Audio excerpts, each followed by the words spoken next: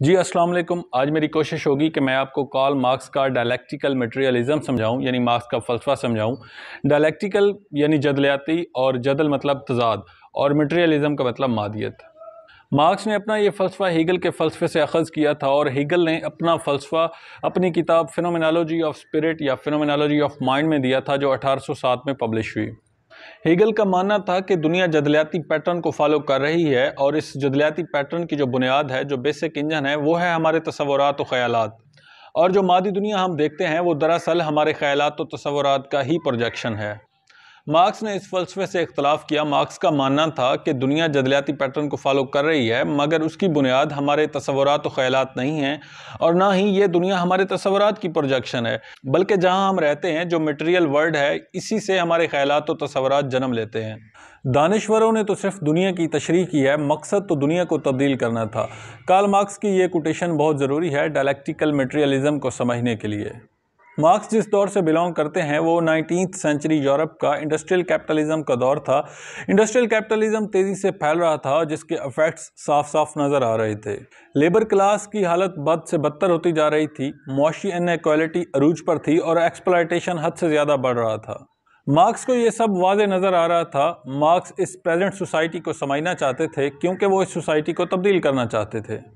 Marks जानते थे कि उन्हें इस प्रेजेंट सोसाइटी को समझने के लिए माजी में देखना पड़ेगा, और माजी को समझना पड़ेगा। और जब मार्क्स ने माजी में झांक कर देखा तो उन्हें नियरेस्ट पास्ट में फ्यूडलिज्म और फिर पास्ट में स्लेव सोसाइटी नज़र आई।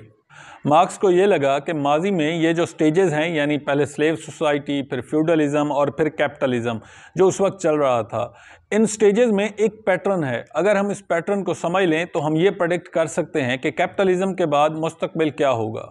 मार्क्स इस कैपिटलिज्म को उखाड़ फेंकना चाहते थे, और जिसके लिए वो एक फ़िलासफ़ी डेवलप करना चाहते थे। मार्क्स को लगता था कि इन स्टेजेस की जो डेवलपमेंट है वो किसी लॉ के तहत होती है, क्योंकि सोशल फिनोमेना कोई भी हो वो किसी लॉ के बगैर नहीं होता। मगर वो लॉ, वो कानून क्या है, और कैपिटलिज्म के बाद मुस्तकबिल क्या होगा? मार्क्स को लगता था कि वो इन सवालों के जवाब जानते हैं। इसीलिए उन्होंने एक थ्योरी डेवलप की, जिसे थ्योरी ऑफ हिस्ट्री भी कहा जाता है, यानी डायलैक्टिकल मटेरियलिज्म या materialist conception of history. Dialectical materialism को समझने के लिए पहले कुछ बेसिक टर्म्स और बेसिक इंफॉर्मेशन को समझते हैं।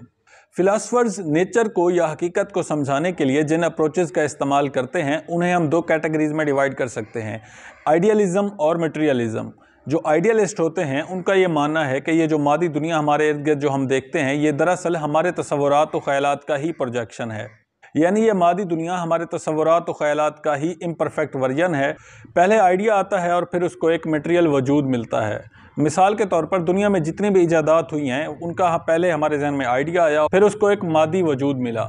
इस आइडियलिज्म को समझने वालों में जो सबसे बड़ा नाम उभर कर सामने आता है वो है GW.F. हीगल का। मार्क्स हीगल से बहुत ज़्यादा मुतासिर थे, और उन्होंने अपनी थ्योरी हीगल की इस थ्योरी से बारो की थी, मगर उन्होंने इस थ्योरी को उल्टा दिया था। मार्क्स एक मटेरियलिस्ट थे और मटेरियलिज्म को फॉलो करते थे। मार्क्स का मानना था कि ये जो मादी दुनिया है, यही दरअसल में असल और हकीकी दुनिया है, और हमारे तसव्वुरात और ख़यालात इसी मादी दुनिया के प्रोसेसेस का नाम है। यानी अगर हमारे कोई आइडियाज़ हैं, हमारे तसव्वुरात हैं, वो भी हमारे एक मटेरियल मादी जहन की पैदावार हैं। यानी हमारे तसव्वुरात और ख़यालात डिपेंड करते हैं कि हम कौन हैं, कहाँ पैदा हुए, हमारे किस तरह के एक्सपीरियंसेस हैं, और उन्हीं इस मादी दुनिया को देखकर ही हमारे ख़यालात और तसव्वुरात जन्म लेते हैं। इस मटेरियलिज्म में जो सबसे बड़ा नाम उभर कर सामने आते हैं वो हैं कार्ल हेनरिक मार्क्स। अब हम आते हैं डायलैक्टिक्स की तरफ। डायलैक्टिक्स एक थ्योरी है जो चेंज को एक्सप्लेन करती है, यानी तब्दीली की वजाहत करती है। ये थ्योरी कहती है कि दुनिया में जो भी तब्दीली, जो भी बदलाव आता है, वो दरअसल एक स्ट्रगल के बाद आता है, और ये स्ट्रगल दो फोर्सेस के दरमियान होती है, जिनमें कहीं ना कहीं कंट्राडिक्शन होती है। अगर हम इसे स्टेजेस में डिवाइड करें तो जो स्टेज ए है उसे हम थीसिस कहेंगे, जहां बहुत ज़्यादा कंट्राडिक्शन होती है, और फिर इन कंट्राडिक्शंस का टकराव होता है, जिसके रिएक्शन में एक एंटीथीसिस सामने आता है, जिसे हम स्टेज बी कहेंगे। और यहाँ कदरे कम कंट्राडिक्शंस होती हैं, मगर यहाँ भी चूंकि कुछ कंट्राडिक्शंस होती हैं, इसीलिए इनके टकराव से फिर एक और स्टेज सी पे हम पहुँचते हैं, जिसे हम सिंथेसिस कहेंगे, जहाँ बहुत ही कम कंट्राडिक्शंस रह जाती हैं। मगर कंट्राडिक्शंस रहती हैं, ये ख़त्म नहीं होती, इसीलिए कोई एंड ऑफ हिस्ट्री नहीं होता, बल्कि हिस्ट्री खुद को रिपीट करती रहती है। मार्क्स का भी ये मानना था कि अगर कैपिटलिज्म ख़त्म भी हो जाए और एक नई सोसाइटी कायम भी हो जाए तो इसका मतलब ये नहीं है कि वहाँ कोई कंट्राडिक्शन नहीं होंगी। उसके अपने मसाइल होंगे और उसके फिर अपने नए सोल्यूशन होंगे, उसका अपना एक एंटीथीसिस आएगा, क्योंकि हर थीसिस का एक एंटीथीसिस होता है और फिर सिंथेसिस बनता है जो कुछ अरसे में फिर से थीसिस बन जाता है। हीगल का ये मानना था कि हिस्ट्री का जो भी डेवलपमेंट होता है वो हमारे तसव्वुरात और हमारे ख्यालात के टकराव से होता है, मगर मार्क्स का ये मानना था कि हिस्ट्री का जो भी डेवलपमेंट होता है वो हमारे तसव्वुरात के कंट्राडिक्शंस की वजह से नहीं होता, बल्कि हमारे लेबर, हमारी मेहनत के कंट्राडिक्शंस की वजह से होता है और हमारी क्लास स्ट्रगल की वजह से होता है। और ये क्लासेस और क्लास स्ट्रगल इकोनॉमिक्स की बुनियाद पर होती है। मार्क्स का ये मानना था कि इंसान न सिर्फ नेचर के अगेंस्ट अपनी स्ट्रगल करता है बल्कि एक दूसरे के खिलाफ भी उसकी स्ट्रगल जारी रहती है, यानी एक क्लास की दूसरी क्लास के खिलाफ अपनी स्ट्रगल। मार्क्स इस स्ट्रगल को मुख्तलिफ सोसाइटीज़ में एक्सप्लेन करते हैं, जैसा कि कैपिटलिस्ट सोसाइटी है, अगर कैपिटलिज्म है तो वहाँ एक कैपिटलिस्ट और एक वर्कर के दरमियान स्ट्रगल होगी। अगर फ्यूडलिज्म है तो एक फ्यूडलिस्ट और एक सर्फ के दरमियान स्ट्रगल होगी। इसी तरह अगर एक स्लेव सोसाइटी है तो स्लेव और मास्टर के दरमियान स्ट्रगल होगी। यानी अब जब कैपिटलिज्म चल रहा है तो कैपिटलिस्ट और वर्कर क्लास के दरमियान स्ट्रगल होगी और यहीं से, इन कंट्राडिक्शन से ही एक नया सिस्टम वजूद में आएगा। मार्क्स यहाँ मटेरियलिस्ट कंसेप्शन ऑफ हिस्ट्री बता रहे हैं, यानी कि दुनिया में कोई भी तरक्की, कोई भी जो एक डेवलपमेंट होती है वो दरअसल क्लास स्ट्रगल के नतीजे में ही होती है। मार्क्स ने चूंकि इन क्लासेस को इकोनॉमिक बेसिस पर डिवाइड किया था, इसीलिए उन्हें इकोनॉमिक डिटर्मिनिस्ट भी कहा जाता है। मार्क्स का ये मानना है कि इंसान इससे पहले कि कुछ और करे उसे अपने सर्वाइवल का इंतज़ाम करना होता है, यानी मटेरियल प्रोडक्शन करनी होती है। मिसाल के तौर पर खाना, कपड़े और घर वगैरह का इंतज़ाम करना पड़ता है, यानी हमारी बुनियादी ड्यूटी मटेरियल प्रोडक्शन ही है। इस मटेरियल प्रोडक्शन के लिए दो चीज़ों की ज़रूरत पड़ती है, यानी मादी पैदावारी कुव्वतें और पैदावारी रिश्ते। पैदावारी कुव्वत या मटेरियल प्रोडक्शन फोर्स से मुराद वो टेक्नोलॉजी है जो इस्तेमाल होती है मटेरियल प्रोडक्शन के लिए, मिसाल के तौर पर मशीन्स, फैक्ट्रीज़, रॉ मटेरियल वगैरह। और प्रोडक्टिव रिलेशन से मुराद जो पैदावारी कुव्वत के साथ आपका रिलेशन है वही दरअसल आपका पैदावारी रिश्ता है, यानी आपकी मलकियत है। इस बिना पर मार्क्स इसे दो हिस्सों में डिवाइड करते हैं, यानी हैव्स और हैव्स नॉट में।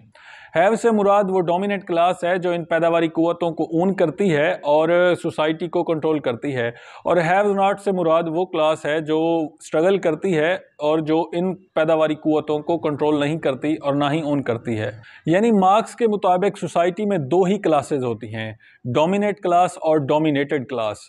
डोमिनेट क्लास तादाद में कम होते हैं, यानी माइनॉरिटी में होते हैं, और डोमिनेटेड क्लास यानी सब सर्वेंट क्लास तादाद में ज़्यादा होते हैं, मगर डोमिनेट क्लास उन्हें कंट्रोल करते हैं और ऐसा करने के लिए बहुत सारे टूल्स को अपनाया जाता है। इस डोमिनेशन को कायम रखने के दो तरीके हैं। पहला है बाय मींस ऑफ वायलेंस या बाय मींस ऑफ फोर्स, जिसमें कोर्ट, मिलिट्री या फिर पुलिस का सहारा लिया जाता है, मगर मार्क्स का मानना है कि ये ज़्यादा देर तक नहीं चल सकता। और दूसरा तरीका ये है कि कैपिटलिस्ट जो है वो वर्कर क्लास के थॉट्स को, उनके बिलीव्स को कंट्रोल करें, यानी कैपिटलिस्ट उनकी कॉन्शियसनेस को कंट्रोल करते हैं, और ऐसा किया जाता है मटेरियल इकोनॉमिक बेस पर एक आइडियोलॉजिकल सुपरस्ट्रक्चर खड़ा करके। यानी जो बेस है उससे पैदावारी कुव्वत निकलती है और पैदावारी कुव्वत से ही पैदावारी रिश्ते कायम होते हैं, और उन्हीं पैदावारी रिश्तों को बुनियाद बनाकर ही रूल्स को सेट किया जाता है, यानी मोरालिटी, कल्चर, सोसाइटी, बिलीव्स और थॉट्स वगैरह को जन्म दिया जाता है, ताकि जो वर्किंग क्लास है वो वर्किंग क्लास ही रहे और कैपिटलिस्ट क्लास के इंटरेस्ट को प्रोटेक्ट किया जा सके। इस आइडियोलॉजिकल सुपरस्ट्रक्चर का मकसद ही यही है कि वो जस्टिफाई करे इनइक्वल डिस्ट्रीब्यूशन ऑफ वेल्थ को, इनइक्वालिटी को, क्लास डिफरेंसेस को और डिवीजन ऑफ लेबर को। ये स्ट्रक्चर कैपिटलिस्ट यानी रूलिंग क्लास के मफाद में है, और वर्किंग क्लास जब तक इस सिस्टम में घिरे रहेंगे तब तक वो फॉल्स कॉन्शियसनेस का शिकार रहेंगे और उन्हें पता ही नहीं चलेगा कि उन्हें एक्सप्लॉइट किया जा रहा है। वो इसी बिलीफ सिस्टम और इसी मोरालिटी और इसी कल्चर को फॉलो करते रहेंगे, और यहीं से मार्क्स का कंसेप्ट निकलता है थ्योरी ऑफ एलियनेशन का। यानी अगर किसी की प्रोडक्शन पावर उसके कंट्रोल में नहीं है तो वो उससे एलियनेट है, उससे परे है। इस सिस्टम को बदलने के लिए, कैपिटलिज्म को ख़त्म करने के लिए वर्किंग क्लास की इस फॉल्स कॉन्शियसनेस को ख़त्म करना होगा। और मार्क्स ने वर्किंग क्लास के लिए जो फ्रेज इस्तेमाल किया था, क्लास इन इटसेल्फ, उनसे हटाकर उन्हें क्लास फॉर इटसेल्फ करना पड़ेगा। मार्क्स का ये मानना है कि इस तब्दीली का बीज कैपिटलिज्म में ही मौजूद है, और कैपिटलिज्म अपने अंदर मौजूद कंट्राडिक्शंस की वजह से ही ख़त्म होगा। और उनकी बहुत फेमस कोटेशंस भी है, capitalism shows the seeds of its own destruction. दोस्तों, आज की वीडियो के लिए इतना ही। अगर अभी तक आपने हमारा चैनल सब्सक्राइब नहीं किया तो प्लीज़ हमारे चैनल को सब्सक्राइब कर दें और वीडियो को लाइक कर दें। Thank you.